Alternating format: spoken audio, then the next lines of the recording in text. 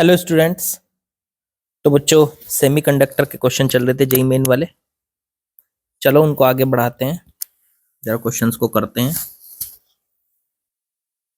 Last question जो हमने fifth किया था उसके बाद सिक्स्थ करते हैं। क्वेश्चन है जेनर डायोड का। तो पहले तो मुझे आपको जेनर डायोड याद दिलाना पड़ेगा, होता क्या है। सिंपल डायोड और जेनर डायोड, क्या फर्क है दोनों में। देखो, सिंपल डायोड का सिंबल ये होता है, इधर एन इधर पी, पीएन जंक्शन डायोड। और जेनर डायोड का सिंबल ये होता है, उसमें इस तरीके से आपको इस तरीके से दिखाई देगा। ये है जेनर डायोड, पी और एन है, लेकिन इधर ये इस तरीके से यहाँ टेल लगा देते हैं इसमें एन में, तो ये जेनर डायोड बन जाता है बच्चों। अब जेनर डायोड और सिंपल डायोड में फर्क क्या है। देखो, जेनर डायोड को हमेशा रिवर्स बाइजिंग में लगाया जाता है, और रिवर्स बाइजिंग में लगाने के बाद, रिवर्स बाइजिंग याद होगी आपको, जब बैटरी का एन बैटरी के पॉजिटिव टर्मिनल के साथ और पी को कनेक्ट कर दो बैटरी के नेगेटिव टर्मिनल के साथ, तो इसको कहते हैं रिवर्स बाइजिंग। तो रिवर्स बाइजिंग में जब आप उसको कनेक्ट करेंगे तो जेनर डायोड का काम शुरू होगा। वो वोल्टेज को रेगुलेट करने के काम आता है, वोल्टेज को रेगुलेट करने के काम आता है। वोल्टेज रेगुलेट करने का मतलब समझ रहे हैं आप। वोल्टेज रेगुलेट करने का मतलब है कि वो वोल्टेज को बढ़ने नहीं देगा, एक फिक्स वोल्टेज पे लाके उससे ज्यादा बढ़ने नहीं देगा। मतलब अगर जेनर डायोड, आप ये चाहते हो कि इन दो पॉइंट के बीच, मान लो ये पॉइंट ए है ये बी है, और आप चाहते हो इन दोनों पॉइंट के बीच 10 वोल्ट या 8 वोल्ट, 8 वोल्ट से कभी भी वोल्टेज ज्यादा ना हो, तो ये इसको बढ़ने नहीं देगा, उस वोल्टेज को वहीं पे रोक के रखेगा, उससे कम रखेगा, ठीक है, लेकिन बढ़ने नहीं देगा।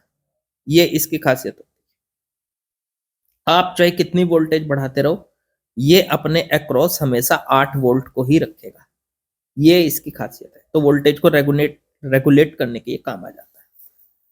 अब ये काम कैसे करता है, देखो आपको एक सवाल दिया है, सवाल पढ़ते हैं।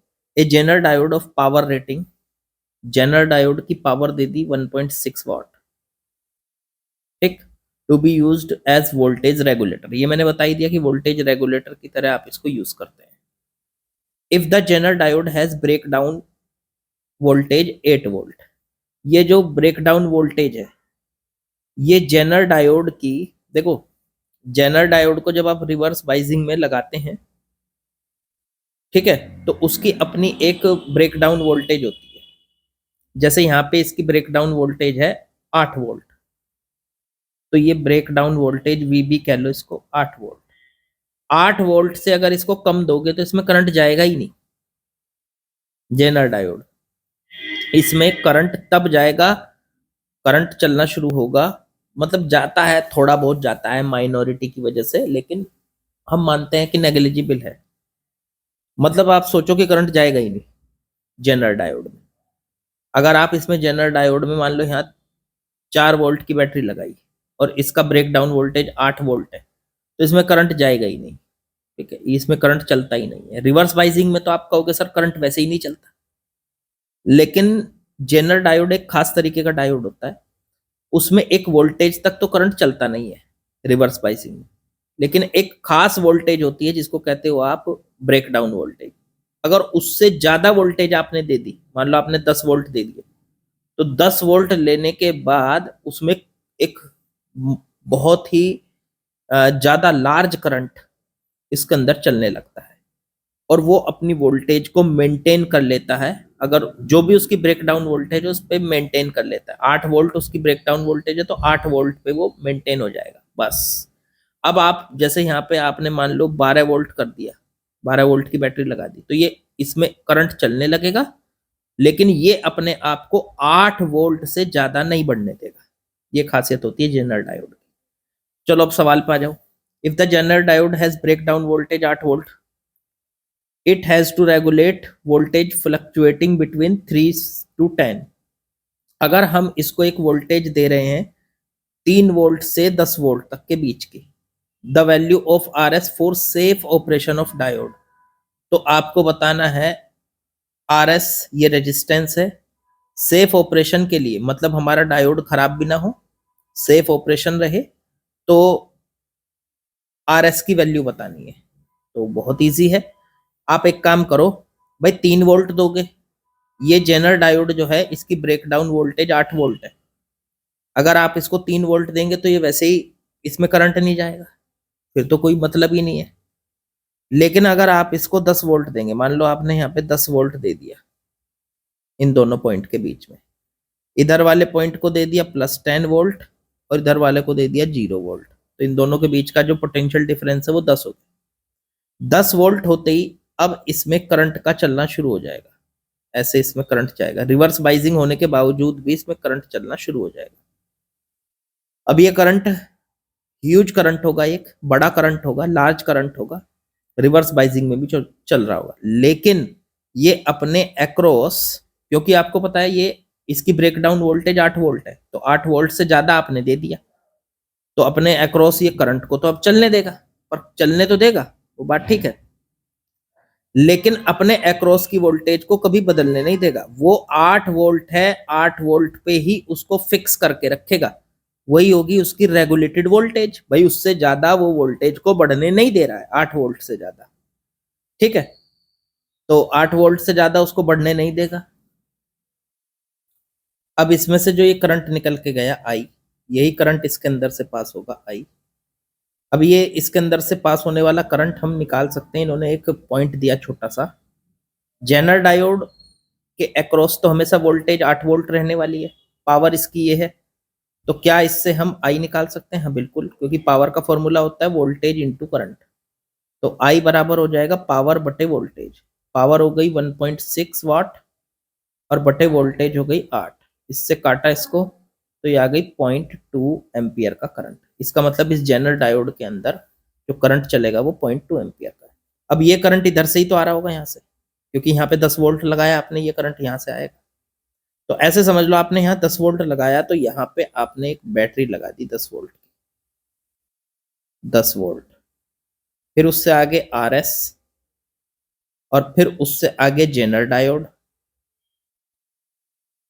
ये हो गया जेनर डायोड, और फिर यहां से आपने इसको कनेक्ट कर दिया, यहाँ पे 8 वोल्ट, 8 वोल्ट हमेशा यहाँ तो 8 वोल्ट ही रहना है जेनर डायोड के अक्रॉस, और करंट इसमें हमने निकाल ही लिया कितना जा रहा है, तो जो करंट इधर से चलेगा आई वही इसके अंदर से होते हुए इधर जाएगा आई, आई की वैल्यू हमें पता चल चुकी है 0.2 एम्पियर।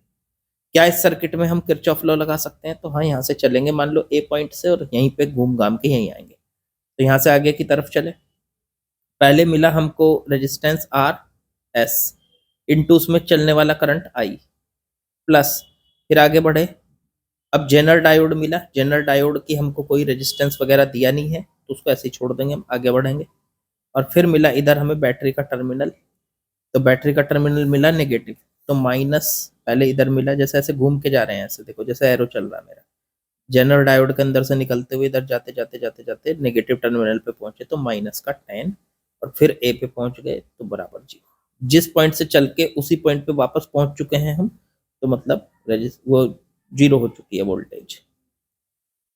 किरचॉफ लॉ आपसे लगाना आता होगा, तो आर एस इंटू आई बराबर इधर ले जाओ 10, तो आर एस की वैल्यू जो आ गई वो आ गई 10 बटे आई, 10 बटे आई की वैल्यू 0.2, पॉइंट हटाओ 10, ये इससे काटो तो ये आ गया आपका 50 ओम। हाँ, 1 मिनट,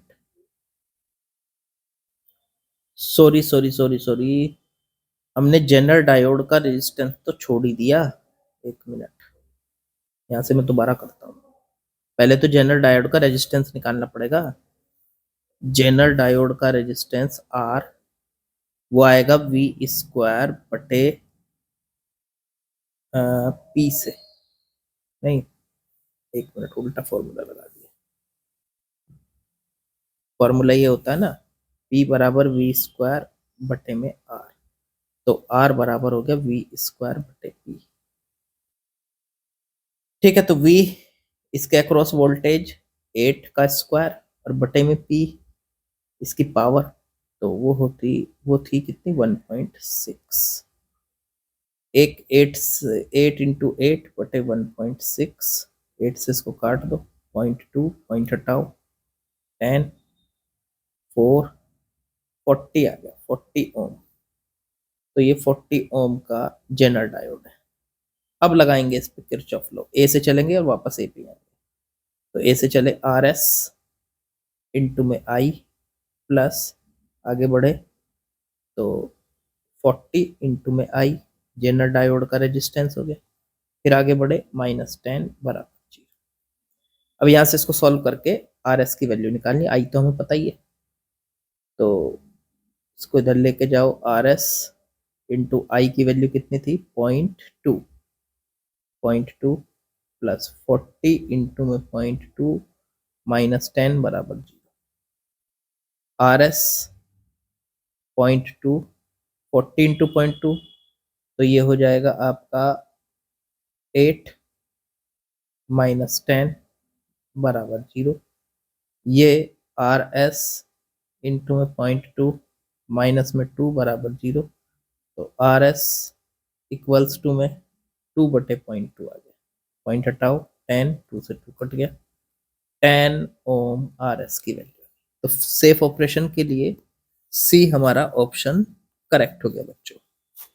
ठीक है, तो आसान था, कोई दिक्कत नहीं, बस आपको ये जेनर डायोड की प्रॉपर्टी पता होनी चाहिए, इसकी प्रॉपर्टी आखिरकार होती क्या। और ये थोड़ी सी जो मिस्टेक हुई है, जेनर डायोड का रेजिस्टेंस नहीं निकाला था, इसको करेक्ट कर लेना अगर लिख भी लिया हो आपने। ठीक है, चलो आगे बढ़ते हैं। चलिए बच्चों, क्वेश्चन नंबर 7 पे आते हैं। इसमें क्या बोला इन्होंने, मैच करना है लिस्ट 1 लिस्ट 2 को। देखो, पहला है इंट्रिंसिक सेमीकंडक्टर, उसके सामने लिखा हुआ है Fermi level near the valence band. अच्छा, फर्मी लेवल, फर्मी एनर्जी आप लोगों ने पढ़ी होगी, ना भी पढ़ी हो तो थोड़ा सा मैं बता दे रहा हूं। फर्मी एनर्जी या फर्मी लेवल क्या होता है, देखो एक्चुअल में एटम के पास अलग अलग इलेक्ट्रॉन शेल में घूम रहे होते हैं, एक शेल, दूसरी शेल, बीच में है न्यूक्लियस। ठीक है, इसी तरीके से जो सबसे बाहर वाली शेल होती है, ठीक है, उसके इलेक्ट्रॉन के पास 0 केल्विन पर जितनी एनर्जी होती है उसको कहते हैं उसकी Fermi energy, EF, Fermi energy. याद रखना इस बात को, किसी भी एटम के आउटर मोस्ट शेल में घूमने वाले इलेक्ट्रॉन के पास 0 केल्विन पर जितनी एनर्जी मौजूद होती है उसको कहते हो आप फर्मी एनर्जी। अब जैसे जैसे आप टेम्परेचर बढ़ाते जाते हो ये फर्मी एनर्जी बढ़ती चली जाती है, EF की वैल्यू बढ़ती चली जाती है जैसे जैसे उसका टेम्परेचर बढ़ता चला जाता है। टेम्परेचर बढ़ेगा, इलेक्ट्रॉन की एनर्जी बढ़ेगी। अब ये जो है सेमीकंडक्टर में अगर इसकी बात करें तो सेमीकंडक्टर में इंट्रिंसिक सेमीकंडक्टर, एक्सट्रिंसिक सेमीकंडक्टर में इसका क्या इफेक्ट होता है, कहाँ होती है ये लेवल, वो मैं बताता हूँ आपको। आपको पता है ऊपर होता है कंडक्शन बैंड, ये है कंडक्शन बैंड, और नीचे होता है वैलेंस बैंड। ठीक है, ये जो वैलेंस बैंड है, ये जो इसकी अपर लाइन है, कलर चेंज करके दिखाता हूं, ये वाली लाइन कंडक्शन बैंड की अपर लाइन एक एनर्जी लेवल को दिखा रही है।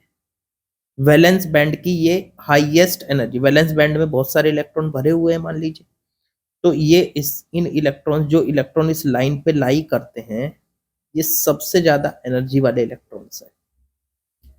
अब ये कंडक्शन बैंड की लोवेस्ट लाइन है, सबसे नीचे वाली कंडक्शन बैंड की जो सबसे नीचे पड़ रही है, मतलब कंडक्शन बैंड में जितने इलेक्ट्रॉन मौजूद हैं उनमें सबसे कम इलेक्ट्रॉन।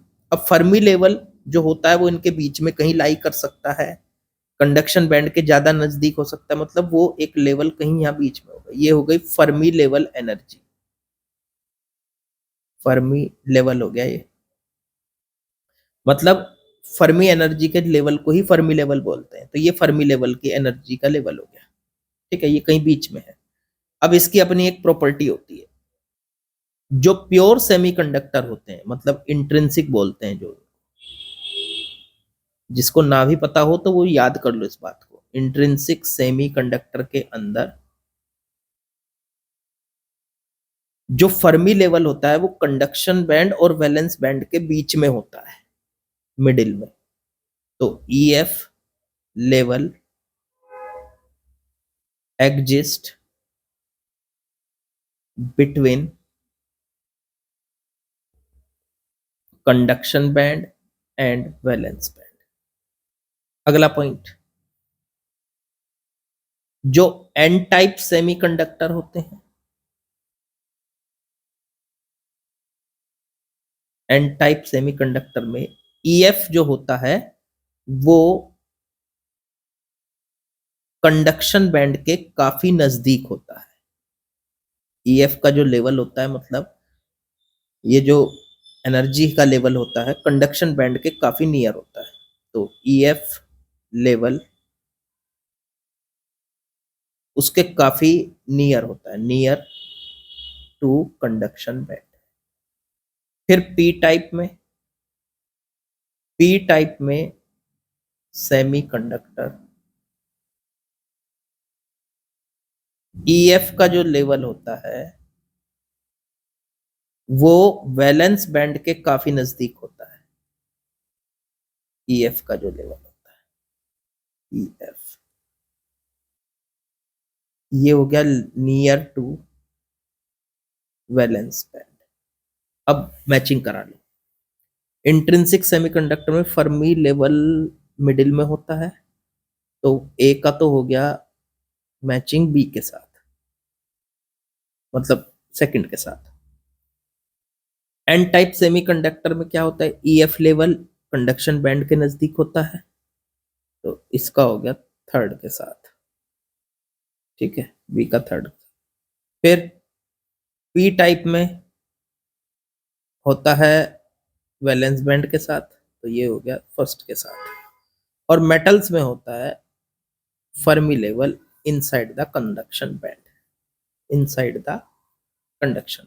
ये भी लिख लो कि मेटल्स में जो ये है, इन मेटल्स याद होना चाहिए आपको, Fermi level inside conduction band, conduction band के अंदर होता है। तो ऑप्शन मैच करा लो। ए का तो हो गया सेकंड के साथ, बी गया थर्ड के साथ, सी गया फर्स्ट के साथ, और डी गया फोर्थ के साथ। तो a second, b third, c first, d fourth. Option number c is correct. तो मेरे ख्याल से आप लोगों को ये इंफॉर्मेशन याद रखनी पड़ेगी, क्योंकि शायद फर्मी लेवल इतना ना पढ़ा हो आपने बहुत ज्यादा डिटेल में, क्योंकि ये ज्यादा इंजीनियरिंग में आता है, मतलब जब आप इंजीनियरिंग करेंगे तब आता है। तो यहाँ पे इतना ज्यादा ये यूज नहीं होता, शायद आपने कोचिंग में भी ये ना पढ़ा हो, ठीक है, पर मैंने आपको फिर भी इसकी पूरी इंफॉर्मेशन दे दी। आप इसको याद भी कर लोगे तो भी काम चल जाएगा, ठीक है। चलो आगे बढ़ते हैं। चलिए बच्चों, नेक्स्ट क्वेश्चन में आते हैं। इसमें ए बी सी डी होना चाहिए थे, यहाँ डी दे रखा है, इसको सी कर ले पहले तो। अब पढ़ते हैं इसको जरा। क्वेश्चन में क्या बोला है, which of the following statement is not correct in the case of light emitting diodes. ये स्टेटमेंट दे रखे आपको चार, ए बी सी डी, चारों में ये बताना है कौन सा करेक्ट नहीं है। करेक्ट वाला नहीं ढूंढना, नॉट करेक्ट वाला। चलो, पहला लाइट इमिटिंग डायोड्स के बारे में है ये चार स्टेटमेंट। लाइट इमिटिंग डायोड किसको कहते थे? लाइट इमिटिंग डायोड को बच्चों आप शॉर्ट में कहते हो एलईडी। एलईडी जो होती है, जो हम घरों में यूज करते हैं, एलईडी बल्ब वगैरह जो यूज कर रहे हैं, वो भी डायोड ही है एलईडी। और इसकी क्या खासियत होती है, ये भी डायोड है, मतलब पीएन जंक्शन है। इनकी कुछ प्रॉपर्टी होती है अपनी एलईडी की, जो मतलब जो बल्ब आप घरों में यूज करते हैं एलईडी बल्ब, वो एलईडी पीएन जंक्शन डायोड है, ठीक है, लाइट इमिटिंग डायोड है। इनकी खासियत होती है कि ये ना बहुत ही हैवीली डोप्ड होते हैं, हैवीली डोप्ड। तो इसका मतलब पहले वाला तो करेक्ट है। और जब इनको आप कनेक्ट करते हो तो हमेशा फॉरवर्ड बाइजिंग में ये काम करते हैं, फॉरवर्ड बाइजिंग। तो दूसरे वाला भी करेक्ट। तीसरा कह रखा है it emits light only when it is reverse biased, reverse biasing में ये काम नहीं करते, तो ये फोर्थ वाला इनकरेक्ट है। और d, energy of light emitting is equal to slightly less than और एनर्जी गैप। बिल्कुल, इनसे जो हमें एनर्जी मिलती है, energy of light emitted is equal और less from less than energy gap. Energy gap से कम होती है, या तो इनकी एनर्जी जो हमें मिलती है, जो हमें लाइट मिलती है, वो इनका जो एनर्जी गैप होता है, सेमीकंडक्टर का एनर्जी गैप होता है, उससे या तो कम या उसके बराबर एनर्जी गैप होता है। तो इसका मतलब फोर्थ भी सही है। तो ए, बी और डी तो करेक्ट है। इनकरेक्ट कौन सा है? सी। अब ऐसा कौन सा ऑप्शन है जिसमें सी दे रखा हो? तो बी। तो ऑप्शन बी हमारा करेक्ट हो गया। एकदम आसान था ये तो। बस एलईडी की ये प्रॉपर्टी आपको पता होनी चाहिए कि एलईडी क्या होती है। एलईडी भी एक पीएन जंक्शन डायोड होती है, हैवीली डोप्ड होती है, फॉरवर्ड बाइजिंग में काम करती है, रिवर्स बाइजिंग में कभी काम नहीं करती है। रिवर्स बाइजिंग में कनेक्ट करोगे तो वो आपको लाइट नहीं देगी, और वो जो लाइट हमको दे रही है उसकी एनर्जी, उसके एनर्जी गैप, गैस लिख दिया, ये गैप है, ये एनर्जी गैप से या तो इक्वल या उससे थोड़ी कम होती है। ये था हमारा क्वेश्चन नंबर 8। आसान था, बस उसकी पूरी प्रॉपर्टी आपको याद होनी चाहिए। चलो आगे बढ़ो।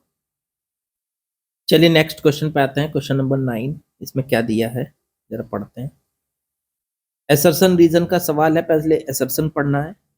एसर्शन में बोला photodiodes are usually in forward biasing usually for measuring the light intensity। देखो आपको बताएं, फोटोडायोड जो होते हैं, फोटोडायोड, आपने ये वर्ड कहाँ सुना है? ये आपने पहले भी सुना है, ठीक है, याद करो कहाँ सुना है। ये हमने फोटो इलेक्ट्रिक इफेक्ट में सुना है। तो फोटो इलेक्ट्रिक इफेक्ट ही है जब हम फोटो डायोड्स का यूज करते हैं, फोटो इलेक्ट्रिक इफेक्ट को कराने के लिए यूज करते हैं। इलेक्ट्रॉन बाहर निकलेगा, करंट फ्लो होगा, वही। तो फोटो डायोड जो होते हैं उसी पर्पज से बनाए जाते हैं फोटो डायोड। तो फोटो डायोड का जो हम यूज करते हैं वो हमेशा रिवर्स बाइसिंग में यूज करते हैं। फोटो डायोड्स को जब यूज करते हैं रिवर्स बाइसिंग में। तो पहला तो असर्शन ये तो इनकरेक्ट हो गया। इन्होंने कहा photo diodes are usually in forward biasing. Forward biasing में ये गलत है, नहीं। Photo diode, photo diode always used in reverse biasing. Reverse biasing में हम हमेशा इसको यूज किया जाता है। तो assertion is incorrect. Assertion is incorrect या रॉन्ग कह लो, ठीक है। अब रीजन पढ़ते हैं। For PN junction diode at applied voltage V the current in the forward biasing is more than current in the reverse biasing. हाँ, ये बात बिल्कुल करेक्ट है भाई। फॉर वी, अगर वोल्टेज को उसकी थ्रेशोल्ड वोल्टेज वी नॉट दे रखी है, और V Z breakdown voltage, अगर वोल्टेज को ब्रेक डाउन वोल्टेज और थ्रेशोल्ड वोल्टेज के बीच में रखा जाए तो करंट जो होता है वो हमेशा फॉरवर्ड बाइजिंग में ज्यादा होता है और रिवर्स बाइजिंग में कम होता है। ये बात बिल्कुल करेक्ट है। करंट फॉरवर्ड बाइजिंग में ग्रेटर होता है रिवर्स बाइजिंग से। आप अगर उसको फॉरवर्ड बाइजिंग में यूज करोगे पीएन जंक्शन को तो ज्यादा करंट मिलेगा, और रिवर्स वाइजिंग में यूज करोगे तो कम करंट मिलेगा। ठीक है, ये बात बिल्कुल सच्ची है।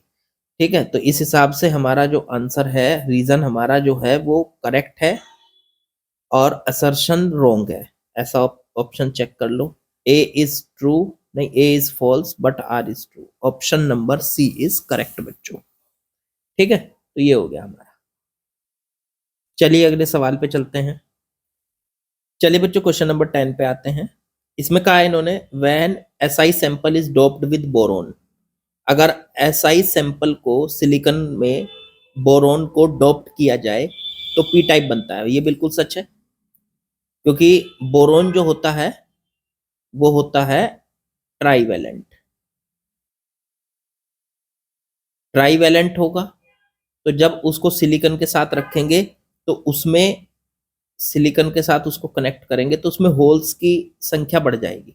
सिलिकॉन में बोरोन को डालेंगे तो बोरोन है ट्राईवैलेंट, तो उसमें 3 इलेक्ट्रॉन तो इसके साथ जो है बॉन्ड बना लेंगे सिलिकॉन के साथ, एक खाली बचेगा तो इसमें होल्स बढ़ जाएंगे जैसे ही बोरोन को हम डालते हैं, ट्राईवैलेंट होता है। तो स्टेटमेंट 1 यहां तक तो करेक्ट है। अब आगे पढ़ो। When doped by arsenic, arsenic के साथ डॉप करेंगे इसको तो एन टाइप बनेगा। हाँ बिल्कुल, आर्सेनिक जो होता है वो होता है पेंटावेलेंट।